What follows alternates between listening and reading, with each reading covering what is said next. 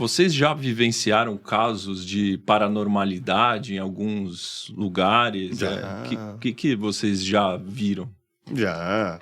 Oh, bom, eu particularmente, como eu acredito e creio no mundo espiritual, na possessão demoníaca, podemos começar por aí, Certo. né? Eu já atendi gente, literalmente, no CAPS, por exemplo, né, que chega lá um indivíduo que era um adolescente, tinha uns 16, 17 anos, ele tinha 1,90 m, grandão, chegou com uma faca, né, ali, com as mãos para trás, fumando. Ele era usuário de maconha ou cocaína, enfim, uma droga. Não, eu não era médico dele. Ele me chega lá ao meio-dia com aquela cara, né? E com a história que a mãe trouxe, que ele quebrou tudo na casa e a mãe levou no CAPS, aqui em Sapopemba, né? O que é o CAPS, só para explicar para o pessoal? O CAPS é o Centro de Atenção Psicossocial Álcool e Droga. Era especializado pela prefeitura, um centro de acolhimento para quem era dependente químico e usuário do álcool. Perfeito. Aqui em E São lá Paulo. a gente acolhia essas pessoas, eu era médico. E eu estava saindo para almoçar meio-dia, eu via ela naquela posição com os braços para trás, fungando e fumando um cigarro atrás do outro, né? E eu falei, graças a Deus estou indo almoçar, né? Falei para a enfermeira, ó, pede aí pro doutor aí tirar a faca, né? Quando eu voltei 1 hora, ele estava na mesma posição, ninguém chegou nada. Aí a enfermeira, o doutor me disse, vai lá você conversar com o menino. Eu falei assim, você quer que euzinho vá lá tirar a faca dessa pessoa que eu vi que estava endemoniado? Nitidamente, não está transfigurada a cara, tal, quebrou tudo, ou seja, não tinha domínio próprio. Tudo bem, tem um diagnóstico de esquizofrenia, mas peraí, né? Aí eu falei, Jesus, agora o outro médico foi almoçar, sobrou para mim, ninguém chamou a polícia, ninguém chamou reforço. Batata quente, né? Batata quente, eu entrei no banheiro e fui orar. Que Deus sempre me vai orar. Fui orar, orei. Quando meu coração ficou calmo, aí eu saí de lá, chama o menino aí. Aí chamaram o menino, ele entrou muito mais calmo já, postura ereta. Aí eu falei, chamei pelo nome, me dá a faca. Ele pegou a faca, deu a faca para mim. Eu falei, você tá perturbado. Doutor, tô mal. Acho que eu preciso tomar um remédio aí, que andei quebrando as coisas em casa. Então vai lá tomar o remédio. Ele tomou o remédio. Então, assim, existe essa questão muito importante da oração, da expulsão do demônio. Você tá entendendo? Certa vez, uma menina adolescente, também 17 anos, chegou lá na clínica, isso em 93, 94. Eu estava engatinhando no mundo espiritual, né? E aí eu estava lá e mandei dar um monte de remédio, gente. Diazepam, Fenergan, tudo calmante, porque a menina precisava de 5, 6 pessoas para estar segurando, conter, né? E ela tinha perdido, acho que a avó, então ela chegou lá muito agitada, muito perturbada. E aí Deus veio falar comigo, vá no banheiro, lava suas mãos e vai orar. Aí eu orei. Quando eu estava orando no banheiro, meu coração aquietou. Foi a primeira vez que eu fiz isso. Saía, estava dormindo. Nossa. Parece que toda a medicação fez efeito. Ou, o que eu conheço hoje, essa parte espiritual tinha caído fora com a oração. Que é o que a Bíblia diz de expulsar demônio. Entende? Tipo um exorcismo. Tipo exorcismo. Então, já atendi, por exemplo, uma senhora que foi lá na clínica, ela tinha um avivamento espiritual numa grande igreja apostólica aqui em São Paulo, veio um pastor americano, ficou acho que 2, 3 dias lá, só que 2, 3 dias sem dormir, né?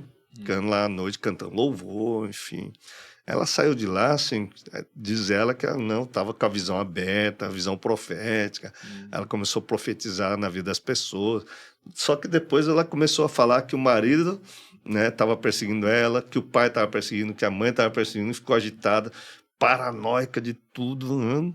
Aí trouxeram ela para o meu consultório. Ela subiu lá toda agitada, olhando se não tinha câmera, assim, né? Olhando para Deus, olhando. Desconfiado. Aí ela falou, não, traz a minha mãe. Da hora que a mãe entrou, não, sai daqui, traz meu marido.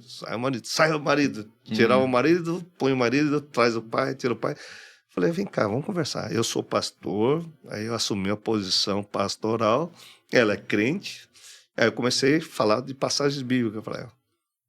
Daqui a pouco o demônio, saiu dela, né, até ela caiu lá no sofá. Caiu, não, deitou no sofá, pum.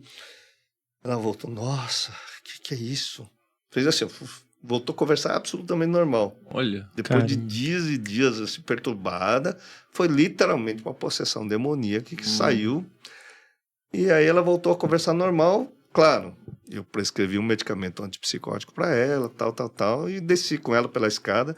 Aí os familiares, nossa, o que aconteceu? Olha, isso daí era literalmente algo demoníaco, né? Porque eu não fiz nada, não fiz terapia, não fiz nada, só orei por ela, falei de Jesus e literalmente essa parte espiritual caiu fora.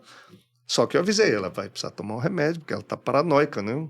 Aí ela foi para casa, no meio do caminho, que ela morava na Zona Leste, o marido me liga, né? Doutor, voltou tudo de novo. Vixe, e aí? Não, porque na verdade ela precisava de tratamento, né? Eu costumo dizer que o medicamento psiquiátrico muitas vezes é um curativo pro cérebro. Um paliativo. Né? Não, é um curativo que você vai fechando as brechas ali com o medicamento, vai interrompendo essa transmissão neuronal. E ela ficou bem, né, com o medicamento, voltou uma semana depois. Ela voltou para terapia, foi fazendo terapia, né? Depois, é claro, tinha as questões pessoais, estava com depressão. Os traumas continuam. Isso, depressão psicótica, e literalmente a psicose dela tinha a ver muito mais com a parte espiritual do que propriamente dito mental.